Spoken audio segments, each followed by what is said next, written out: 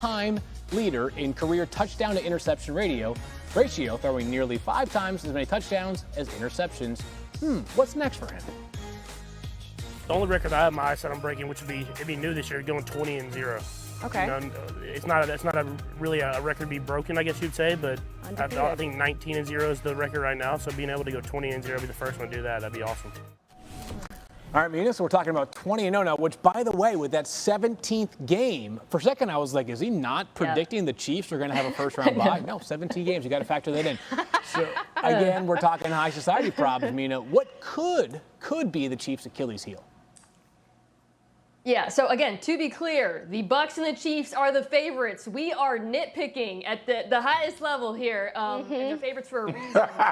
In the same way that I think well, actually, you know what? No, I'm gonna make I think a harsher point about the Chiefs, which is that their roster does have holes. Unlike the Bucs, where you're saying, well, if this person was to get injured and then his backup were to get injured, they'd be in trouble. The Chiefs actually are very top-heavy, the way they're built, so it's easier to find holes on this roster. So one that I would point out is the defensive line, particularly the edge rush. They did sign Jaron Reed. Of course, Chris Jones is one of the best defensive tackles in the game. But outside of them, Frank Clark has been a bit up and down. And after him, it is very thin. So pass rusher is the position I would be most concerned about with Kansas City. But again, they have Patrick Mahomes, who covers up just about every hole that exists.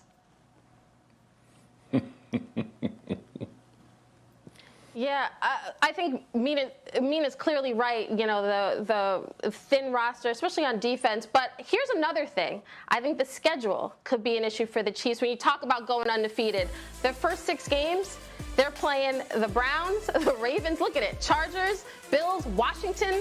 Like every team knows that each week is going to be difficult, but that's a heavy gauntlet to start. And, you know, 20-0, that seems unrealistic, but I think schedule might be an issue for them as well.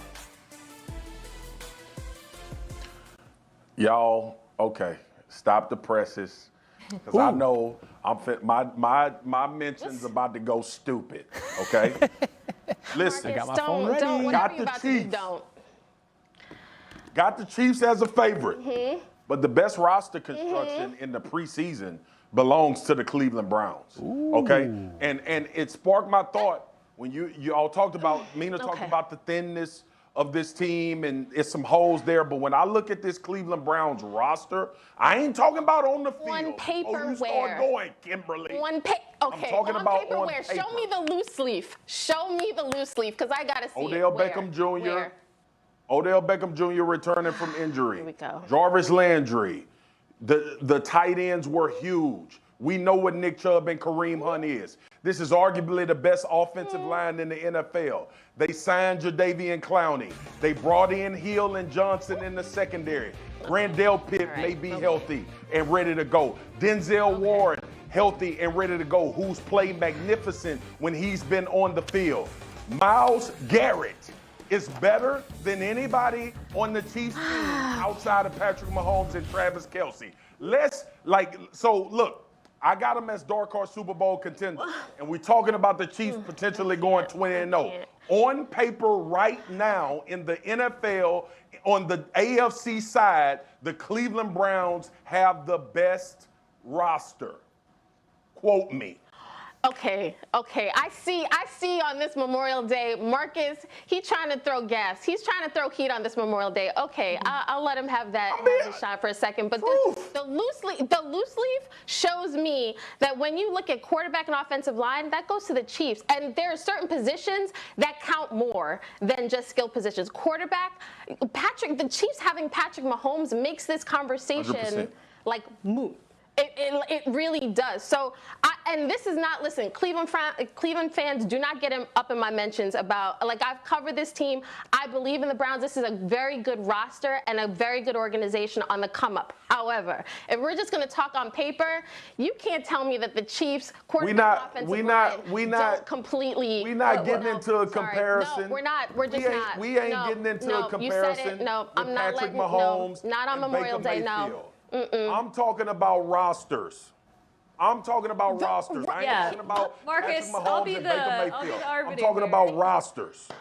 Somebody else. I'll be the Jump in there, party Mina. here since there's two of y'all. Marcus, you were like kind of sensitive about it. It was almost like you were nervous to say it. The Browns have a much better roster than Kansas City, top to bottom, every position group but the quarterback. They have they have the best offensive line in the NFL, maybe between them and Green Bay. The difference is Patrick Mahomes. I think the Chiefs are the favorite to win the AFC because Patrick Mahomes is the best quarterback in the galaxy. But the notion that the Cleveland Browns have the best roster, it should not be a controversial one to me. How about that? Our ratings in Cleveland not are at all. skyrocketing right now. Swaggy, what do you got? Last word for you, my friend. Not at all? That was it? I don't need a last word.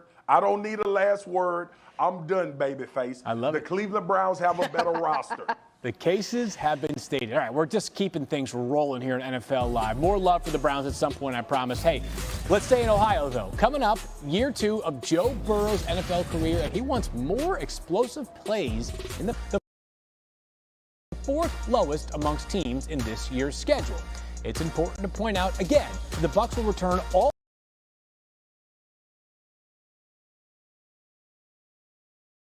22 offensive and defensive starters from their win in Super Bowl 55. All right, Kimberly, you get the first shot at this one. What do you say to a Bucs repeat? So you're asking me whether the team that is quarterbacked by Tom Brady, that returned everybody on their roster, that won the Super Bowl after not having an offseason, now has an offseason, and everybody has more experience playing together, if they can repeat, damn sure they can repeat. I'm all in on Tom Brady because people have tried to say this guy is done for years. I will not bet against Tom Brady. And I know that Swagoo and Mina are probably going to give you a lot of stats about how this is very unlikely, but I'm riding the Bucs train. Like, I think this team is set to repeat. Yeah, it certainly is a loaded roster. Marcus, let me ask you, though, what's the most important piece in order for the Bucs to repeat next season? It's their defense, babyface. And look, I know all of the talk will be about this offense and how fast they can get going and how good they'll be. But this defense was the catalyst for a Super Bowl last year. And these guys are young, as you can see. Winfield, 22. Devin White, obviously becoming one of the top 3 linebackers, in my opinion, in the NFL. You look at this team currently constructed. And this, too, this is something that came to mind when we started talking about this. I don't believe that Tampa Bay won a Super Bowl and then Jason Light and Bruce Arians decided we're going to bring everybody back, right? Like, I just got to give a different thought process to, I think these guys were planning this beforehand.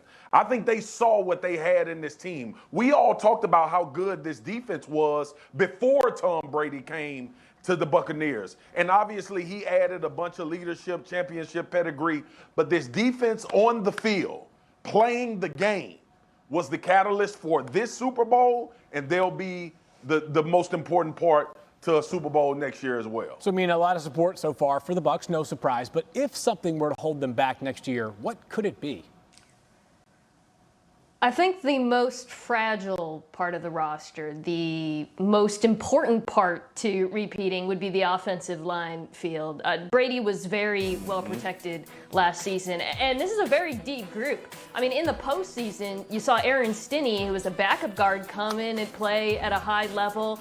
They had young players, like, of course, Tristan Wirfs was arguably should have been in contention for Offensive Rookie of the Year. It's a terrific group of players.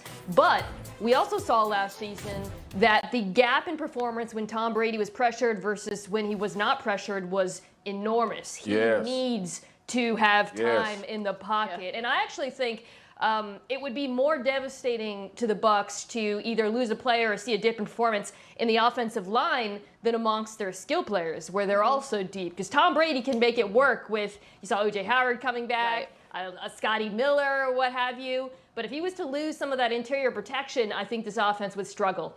Yeah, they just go like 19 deep in terms of pass catchers on offense. It is truly ridiculous how much skill there is in Tampa Bay right now. And, of course, the defense shined most when it faced off against Patrick Mahomes, who, as we know, Patrick Mahomes burst onto the scene in 2018, joining Tom Brady. And Ben will be back at it for his 18th season. Listen, there could be some truth to the assumption that he's nearing the end of his NFL career. Some of us on this show have been candid about the Steelers needing to grab a quarterback to replace him, but instead they ride with Big Ben. So here's what he said about the pay cut he took to help free up money for Pittsburgh.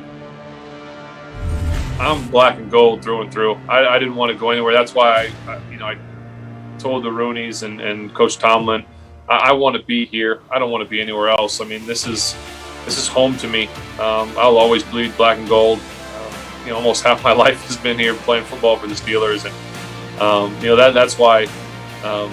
It's why I was willing to. I told him to take a pay cut to stay here and to help this team, because this is what I believe in. This group and this city. I think this offense is going to be completely different. You'll see nothing that you've ever seen in the past. It's been a while since we've gotten so many weapons early on offensively. And these guys came in at the rookie minicamp and haven't left. And so I'm really excited about the group that we got in here. One of those weapons you saw, Najee Harris, the running back who the Steelers drafted. But, the thing is, Marcus, he's talking about the weapons, and he's saying the offense is going to look completely different. But that leaves out a really important skill group. So what will this offense look like in your mind?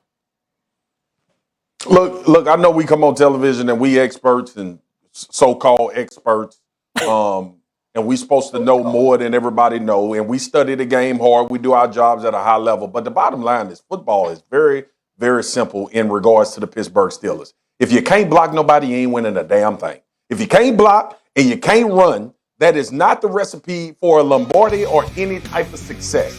And I know this is like beating a dead horse. We talked about how bad they were running the football. Obviously, they go out and draft Najee Harris. And we were all talking. We were there. Me, you, me, L Boogie, Mina Kimes, Dan. We were all saying, what about the offensive line? What did they do to improve this offensive line? And that is the question that it will be answered during the season. Are they good enough up front to be what they need to be? I don't think Big Ben is done. I think Big Ben is serviceable. If you're looking for Ben Roethlisberger of old, he's not there anymore, but he's a very serviceable quarterback in this league when you start talking about what's between his ears and his experience playing this game. We've seen older quarterbacks be insulated with the talent around them to not have to produce at levels that we have potentially grown accustomed to them producing at. So the bottom line is, if this offensive line issue is not fixed, I don't care who the hell you got at skill positions. The recipe will be the same, and the main course will be the same, and you'll be at home watching the Super Bowl like we will be. Well, we'll actually be there covering it, but you know what I mean.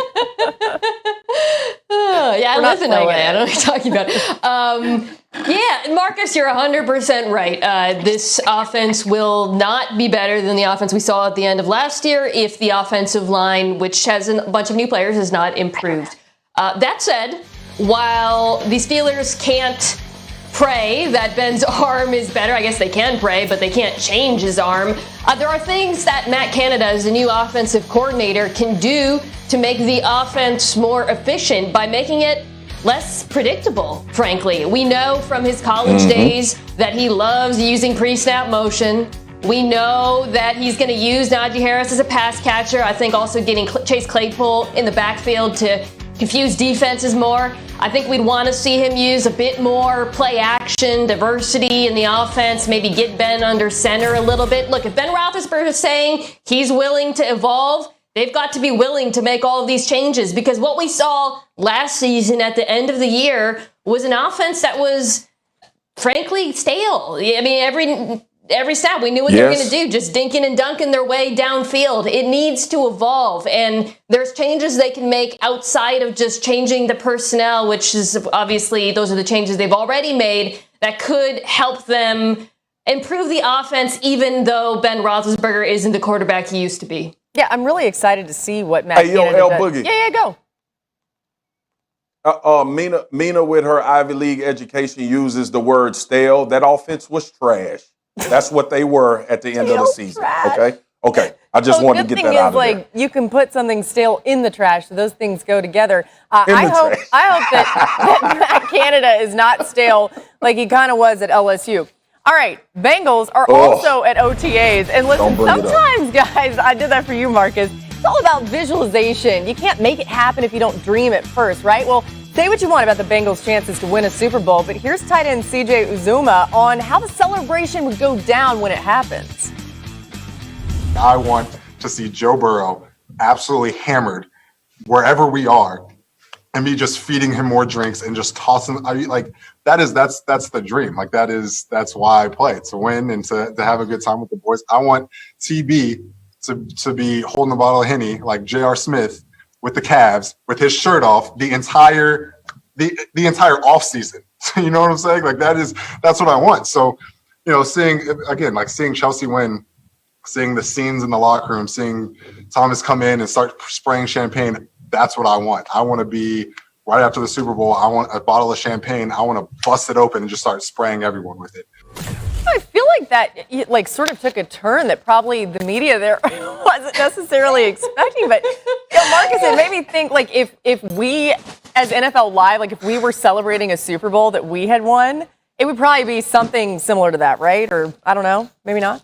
Oh, absolutely. Absolutely. You and Mina hanging out, talking drunk, me drunk. We somewhere in an undisclosed location, and we celebrating the fact that we just won the ultimate prize. And then we come back and we do our job and get ready for the next year. That is how we will celebrate, y'all, if we ever win whatever the equivalency is of the Super Bowl in television. Well, you're right, Els. Anything. Somebody write a nice article. Somebody say something nice. We're going to celebrate like we won the Super Bowl. Mina does not like this, I don't think. No, yes, she do. Yes, she do. She's just trying to keep her persona. I am hoping that no one wearing a suit is watching right now. And I love CJ's enthusiasm, but as far as the Bengals go, let's just get a winning season first, and then we can worry about the Super Bowl. Somebody had to say it. Somebody had to say it. Sorry, CJ. Still to come on NFL Live, we're going to take a look at which rookie quarterbacks will have the biggest impact this season. Mina's going to tell us which rookie gives their team the best chance of reaching the postseason. Find out who drafted in the first round. Of those 34, 11 started for their respective team in the season opener, and 24 were starting by week 5. That's over 70%. Only 2 did not make a single start in their rookie season over that span. That would be Jordan Love and Jake Locker. It makes sense when they spend all this money on these quarterbacks, they want to see them play. So let's do a little fill in the blank here with these rookie quarterbacks, starting with the quarterback we think will start week 1, and that would be pretty obvious here. We got Trevor Lawrence. So, Mina, what will be the biggest adjustment for Trevor Lawrence? Learning an NFL offense and adjusting to life in the NFL, period. Laura, like everyone else, I'm extremely high on Trevor and his skill set. Thought he was the number 1 draft pick for a reason. But, the transition from Clemson, where obviously a lot of RPOs, a lot of screens, to the NFL, it's going to be different. And Urban Meyer, the head coach, and Darrell Bell, the offensive coordinator, are going to integrate a lot of what we saw at Clemson, but he's still going to have to make some adjustments to his game, full field reads, setting protections, all of the things that rookie quarterbacks have to learn to do when they come to the NFL. I don't doubt Trevor's ability to do it, but, there could be a few bumps in the road early on. Yeah, I moved to the next one because my handwriting was so bad I didn't want it to live on there. Another quarterback that we think will start week 1, Zach Wilson. So, Marcus, he will thrive in New York if, fill in the blank. If the ghost of Adam Gase is gone, and this new direction under Robert Saleh will be his forthright, right? To draft him into a good situation. It's something that we've lamented about with Sam Darnold not being in the right situation. It's imperative that Mike LaFleur, the offensive coordinator for the New York Jets, has this kid prepared and protected. And that was the great thing about what the Jets have done in the draft. They made sure that they protected their young quarterback who they plan on taking them into the future. Obviously, drafting Becton a couple years ago and then Vera Tucker. This is the right approach. Surrounding the young talent and not having him worry about getting his head knocked off. That's it. The ghost of Adam Gase is gone. I don't know what happened with the G. Things are looking like E's and G's and you know what they say about people that have bad people that have bad handwriting. It means you're really smart. That's what somebody told me one time. I hope they get it. I hope everybody gets it. Like Sam Darnold was seeing ghosts, and I the got ghosts need to be. All right, y'all got it. Okay. All right, cool. next one. Mina, Trey Lance will redshirt if. Redshirt if. I'm sorry, I'm still stuck on the ghost. So the ghost was Adam Gase, but Sam Darnold was seeing him on the sideline. Anyways, Trey Lance will redshirt if, stay on task here, he can improve his accuracy, particularly to the short and intermediate parts of the field, deep ball. He's got a great arm, even if he's not totally accurate early on. That won't be too much of an issue for him, but he's got to have a completion percentage over 50%. On those balls of 20 yards or less. And that would be the one area where occasionally he struggled in college. You know, incredibly smart, athletic player who was actually in a pro-style offense at North Dakota State. But the accuracy, especially in Kyle Shanahan's offense, has to be there in that part of the football field in particular. And that's what I'll be watching for when I'm watching Trey. Little smiley face, too. I liked what you said, so I smiled. All right, next question. Marcus, Justin Fields starts for the Bears if, fill in the blank. If Andy Dalton is Andy Dalton. we know why the Chicago Bears drafted Justin Fields. We know why they traded up to get Justin Fields, and it's to add a different element to this offense. Look, no offense to Andy Dalton. Andy Dalton has had a great career in the NFL, and he's a suitable guy at the position, but he's not going to give you anything above the X's and O's that you may need in order to go further as far as trying to be a contender or at least make the playoffs and go deep into the playoffs. That's what Justin Fields can offer you as long as he can grasp everything that he needs to from a playbook standpoint. Yeah, this faces means no offense to Andy Dalton, but this accidentally drooled a little bit. So next we carry on here. I know that. We can assume that Trevor Lawrence and Zach Wilson are going to be the week one starters, right? But of the other 3 first-round quarterbacks, which one of these quarterback competitions do you think plays out to be the longest?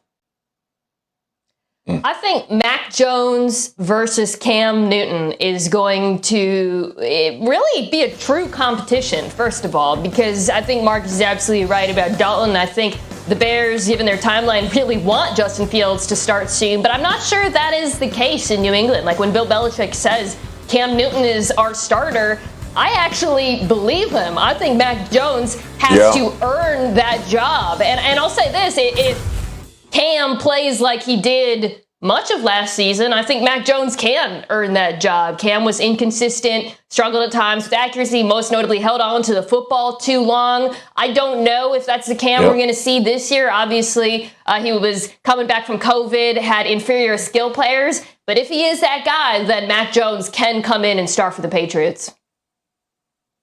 Marcus?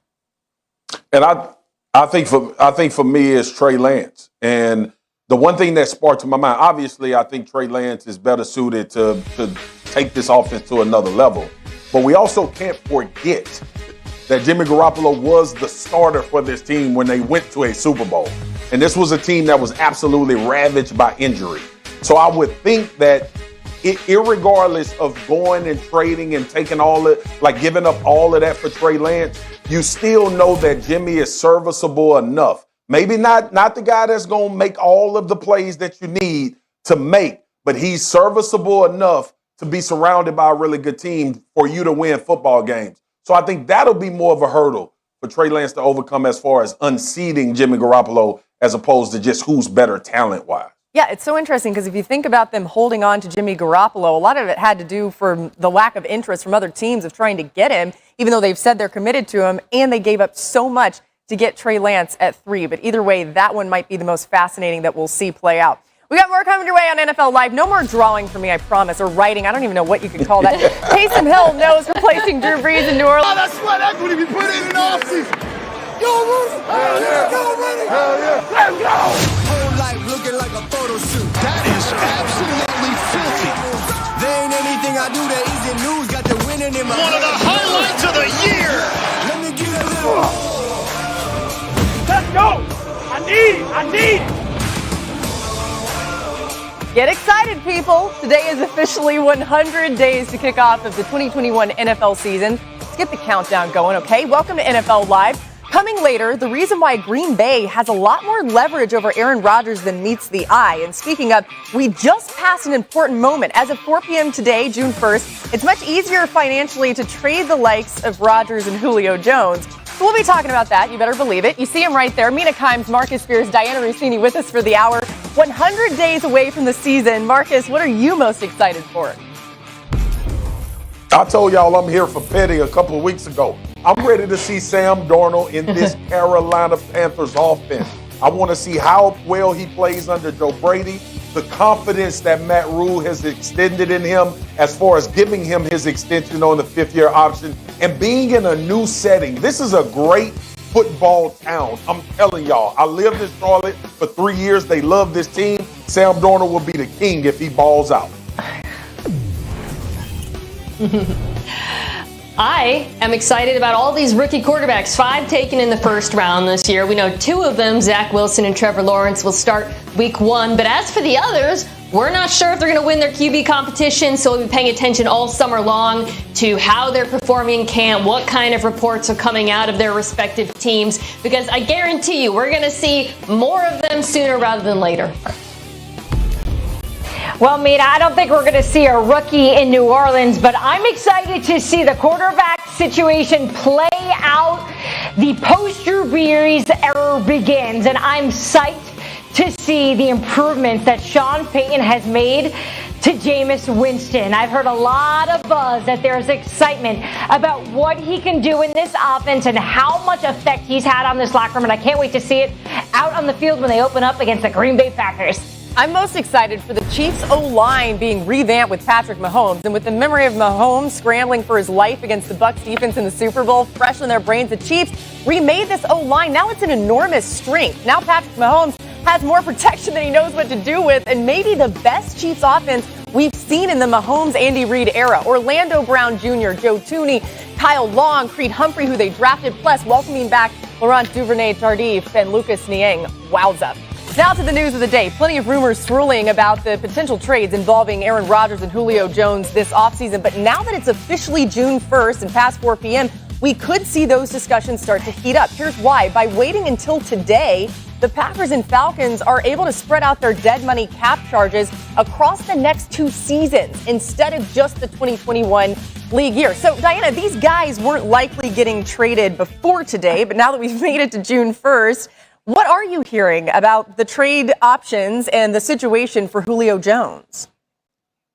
Yeah, the door is officially open for some action here. This would make the most business sense for Atlanta to move Julio Jones starting now. But the reality is the sense of urgency isn't really there right now. They're sitting back, they're taking calls, they're listening to all the different offers. I was told some other teams that we haven't talked about were calling over the weekend to show some interest. And look, it seems at this point that every team is interested in Julio, but it's really to come down to who is realistically in on this and what's the compensation. Atlanta's sitting here. They have said from day one here when the decision was made that they're going to move on from Julio, that they are looking for a first-round draft pick. I've heard a lot of different versions and discussions that have been had with Atlanta. A future first-rounder was discussed with one team with Atlanta. I've heard a second-round draft pick for 2022 is on the table as well. So they have several different offers that they're taking a look at, and they're going to try to figure out what is the best one for a trade for Julio. Listen, the bottom line is it should be heating up. I know the patience is there on the Atlanta side, but if I'm the Baltimore Ravens and Eric DeCosta, I'm on the phone right now. Julio, what's up, big dog? Is that How you brush? living? What's going on in life, man? What is that? Like, I know the situation that's going on in Atlanta, but it's, you know, we got Lamar Jackson still on this rookie deal. We can get the money for you. And also, man, like Ozzie was here and he's an Alabama guy. You're an Alabama guy. We need a wide receiver because our offensive coordinator, Greg Roman, has talked about evolving this offense. You're a great off-script pass catcher. We have the best off-script quarterback in the NFL. Julio, don't make this hard, man. We're going to call Atlanta and get it figured out. But I'm telling you right now, the chips are in, man, and we need you to win a Super Bowl. That should go something like that, y'all. Yeah, I mean, the commitment to the hairbrush phone was remarkable. Mina, you don't need hair on top of your head to need a brush, right? Because you You got the killer beard right there. So we've heard some of those teams that Marcus is talking about. I think so. Marcus, it's definitely for the beard, right? I don't know I'll what call else. the Ravens. Now Diana has like an old phone. Is that a house phone? Okay, moving on. It's my insider phone. What other teams, Mina, do you think should be in the mix? And you heard Diana mention that there are some other teams other than the ones we've been talking about, the Ravens, for example. So who else should be in the mix for Julio? Well, the way I see it, there are two types of teams that should be on the phone, real phones, hopefully, not hairbrushes, with the Atlanta Falcons. Teams that think they can realistically contend, and we've been throwing out a bunch of them. You know, half of the NFC West, the Titans, the Patriots, the Ravens. And then